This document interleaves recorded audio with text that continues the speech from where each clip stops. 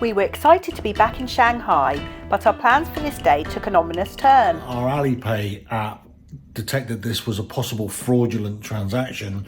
And this was an eventful day. We were sad to be disembarking the different but brilliant spectrum of the seas. Disembarkation instructions appeared on our TV and on screens around the ship. We had put our cases out the night before, and after breakfast we sat and waited to disembark. So we're just waiting to disembark, and we're on group 19. Our collection arrangements and our transfer to our hotel though seems a little bit tricky because our eSIMs that have been so reliable on the way round this trip, Airalo eSIMs have been brilliant, but this morning they connected but have now disconnected for some reason. We don't know why. Mine hasn't even connected in the first place, has it? No, it hasn't. We had a connection for long enough to get a message from our sort of taxi firm to say that we'll get a message telling us where to go and how to get collected. But now we are no longer connected to the network and cannot connect to the network. We've got no means of getting that message. So that's going to be interesting. Again, we're separated from the Dales, and so we've got no idea where they're doing. This is because our travel agent messed up our booking again for our transfers. They seem to be good at messing those things up.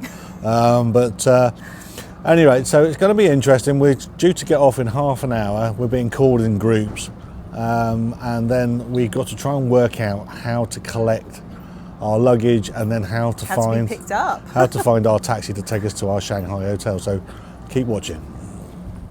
It was strange being back in Shanghai, a city where we'd had such fun before we sailed. It was soon time to disembark, and we were first directed to a luggage hall to collect our cases. We then passed through temperature screening before heading to passport control, and this seemed a lot easier than we expected. Our passports and visas were stamped, our cases put through a security scanner, and before we knew it we were outside the cruise terminal and our taxi driver was there with a sign with our name on it. Wow, how easy was that? I'm sure our tourist visas helped again here. Our taxi driver Sunny ushered us to the vehicle, and before we knew it we were speeding away into Shanghai. So we're in the cab, we made it, fantastic. Actually it was fairly painless and in complete contradiction to the message we got before we lost phone connection this morning. Actually it was straightforward. The Chinese immigration process was really easy. I think having visas once again helped because it was fairly normal. Just show your passport, get your passport stamped and through. But then of course we had our visa stamped as well, so that did make things easier. I'm pretty convinced of that. But then when we got through the arrivals terminal, our taxi driver Mr. Sunny was waiting for us with a little sign saying Mr. Cook straight outside. Fantastic, couldn't have been easier. We're now in a cab speeding towards our hotel. The Dales also had a similar experience and they are also on their way to the same hotel hopefully, so we'll meet them there. In terms of mobile phone connection, as we've come away from the terminal we have managed to get a connection via a different phone network than the one we used when we were here for the cruise.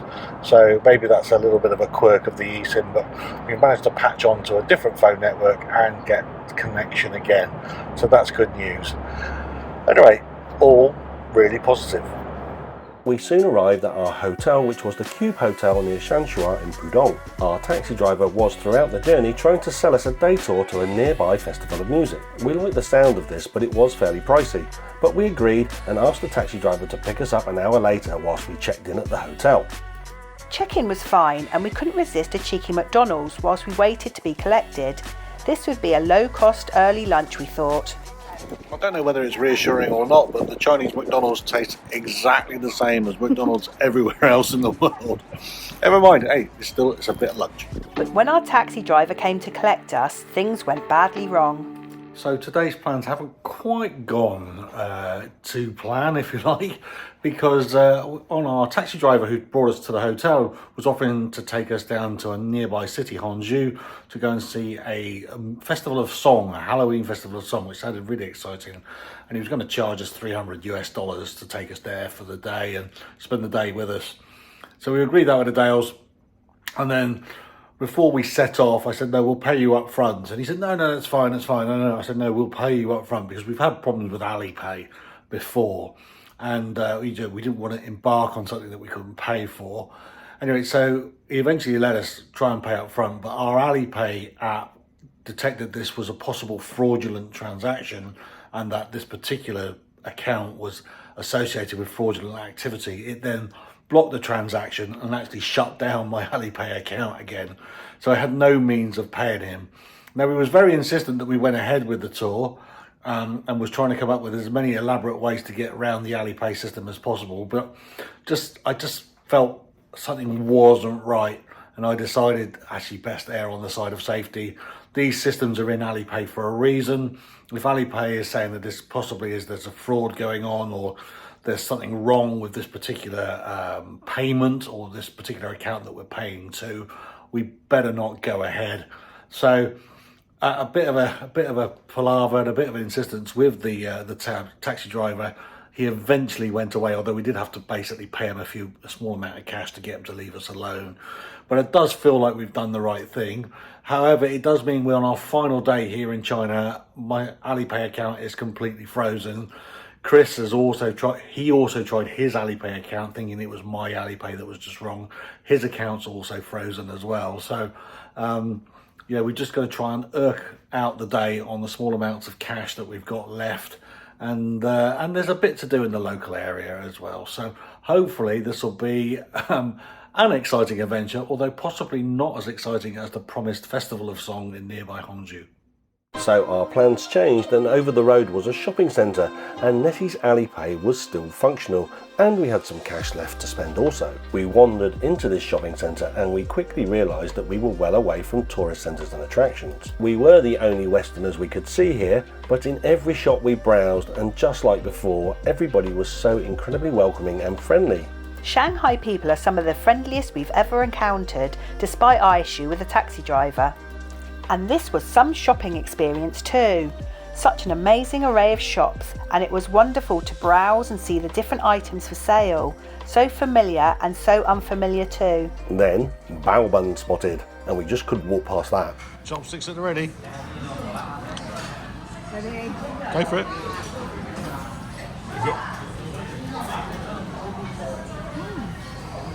That was a whole lot, like literally a lionfish just ate that. Now you've burnt the top of your mouth. It's not too hot when you bite into it, is it? No. And as long as you go like that. And it's pork. All right. Go for it now.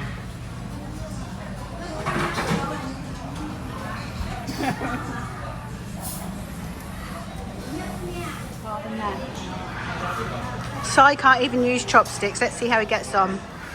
Well, I can't use. Look, it's falling apart.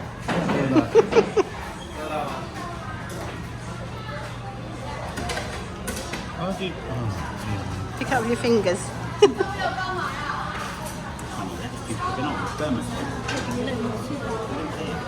Burning myself just for a lot. dripping everywhere. They're nice. Yeah, not my thing, but yeah. We also had some fried pork strips with a tasty sauce dip. The food in Shanghai has been so amazing and so cheap. How much was the bill, Chris? That was £5.40, an absolute bargain. We then left the shopping centre and decided to take a walk into the surrounding area. We were trying to find a nearby temple that was shown on Apple Maps. We had been told before travelling that Apple Maps would work in Shanghai. Well, in this case it didn't, but we did stumble across something else, and something really special. Chuansha Park was actually really close to the hotel, and we first discovered its fantastic and lush bamboo grove. Then some old buildings with dragon carvings atop the walls. There was also a boating lake and children's play area, and this park was used by locals, and people were using it recreationally and playing games. We also noted the park rules and how many people were disregarding them. And centrally located in this park was the imposing Hemin Tower, a truly magnificent building and 54 metres tall. It has traditional pagoda-style architecture and is quite something, and it's ornately decorated with white marble rails and carved pillars. There are 60 small bells hanging below the eaves also, and this creates a marvellous background sound to this most relaxing of places in this busy metropolis. And to the front of the tower, a wonderful local couple were performing and dancing, and we stood and looked on as they performed to the few spectators that were there. They were brilliant and we loved watching them.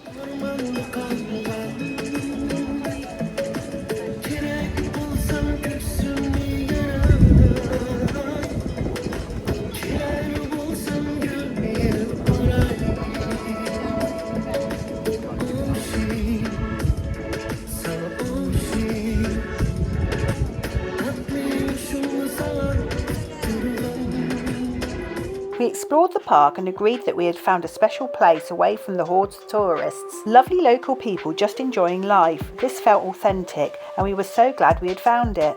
So we resumed our hunt for the temple indicated on Apple Maps, and it led us on a long walk past the spot where there was no temple. So we thought we may as well explore the local area anyway, and wandered down through the town and all the various shopping streets and across the canals. This was wonderful, and we really had to pinch ourselves for where we were. The sights and sounds were so different from the more sanitised tourist areas, but everywhere and everyone was a joy to experience. Then, out of nowhere, we discovered a temple. Was this the temple we were looking for on the map? It was, and Apple Maps was a good half a mile out, and we discovered we were in one of Shanghai's ancient water towns. This lesser known town of Chuansha is surrounded by canals, features ancient defensive walls, and contains no less than 3 temples.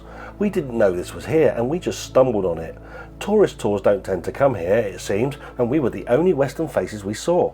And this ancient temple was Shanghai Temple, forgive me if I've pronounced that wrong, and it's a revered Taoist temple with some amazing and beautiful shrines. This was a solemn and peaceful place, and in use by the local community who were visiting to make offerings and pay their respects. We soaked up the serenity this place just oozed. It was something very special, and again we found we had discovered something beautiful, something authentic by pure chance, and we counted ourselves very lucky. Then we walked further down the street and into the second temple. The Guandi Temple is another incredible Taoist temple, and it deserves time and respect, so again we soaked up the sanctity of this stunning place and its many beautiful shrines. We then wandered further into this ancient town, which clearly had a lot more to see. It has been the residence of several notable Chinese dignitaries and is filled with quaint, narrow cobbled streets with shops, cafes and dwellings. These were wonderful to stroll through, and we even discovered a Catholic church.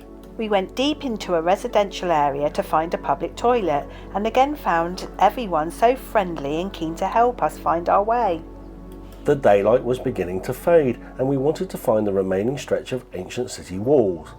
These were built in 1557 to resist raids by Japanese pirates. Sadly, only 60 metres remain of what was once a complete circuit of impressive city defences, but there was enough here for us to explore and imagine their former significance, and the remaining sections are incredibly well preserved with a stunning pagoda and also an artillery placement. The views from the walls across the canals were stunning also, and another wonderful Shanghai sunset was in progress. We ensured we walked both the wall tops and the wall footings before we decided we needed to think about finding our way back to the hotel. We'd been out walking all afternoon, but Si had been in his element exploring historical places in a faraway land. Okay, so today has turned out to be incredible in the end because we just went exploring from the hotel. We found a fantastic mall. And then we went just walking. We saw this tower. It's called the Hemming Tower, and it's in Chuansha Park. Forgive me if I've pronounced that wrong. Chuansha Park. And it's beautiful gardens with bamboo, and there's this fantastic, huge sort of pagoda-like tower in the middle. And then we realised that we were part of something bigger. There's like an ancient town nearby. So we went walking and went exploring, and wow, wow, wow. We've seen ancient city walls. We've seen 2 temples. The City God Temple, which was just incredible. I think the Guandi Temple, again if I pronounced that wrong, forgive me, but absolutely beautiful. And this place is authentic. Absolutely. This isn't where they take the tourists. This isn't the stuff you see on the websites and on other travel vloggers. This is authentic Shanghai, and what a gem. If you're in Shanghai, don't overlook this place. It's online too. You can take the metro out and it's glorious. A really, really great day. So we began to walk back to the hotel looking for landmarks to help guide us back, and before long we were back at the shopping mall. So some more food then, and we devoured another delicious meal in one of the restaurants in the food court. We enjoyed some chilling in the restaurant and eventually returned to our hotel. We knew we had a long journey back to the UK ahead and wanted to get as much sleep as possible for the long flight. And in the morning we watched the sunrise from our hotel room window and then reflected on what had been an incredible final day in Shanghai. So that's it, adventure over, and this morning we are flying back to the UK. What an amazing trip we've had. Yesterday, also that incredibly special as well. It was absolutely awesome. Yeah, we really did. We got down to like mainland China, didn't we? Well, we managed to wander into a little sort of area of Shanghai, which is where the locals are. We were the only Westerners there, and it's Chuansha or something like that, and this is where people live, where people go about their business, where people trade. It was fantastic. It was absolutely awesome. We went past people, they got their washing out down the streets. There were little cats, there was little birds at the side. It was absolutely amazing. Very, very special. And people are so friendly. Oh, overwhelmingly. So friendly. The people in Shanghai have been so welcoming, so friendly. Yeah. You know, people coming up saying, can they help? And all Yeah, that we had a kind of- policeman come and help and offer us directions. Really, you know. really lovely. You know, thank you, people of Shanghai. Yeah. You've been so welcoming. And the whole trip's been fantastic. Japan was fabulous.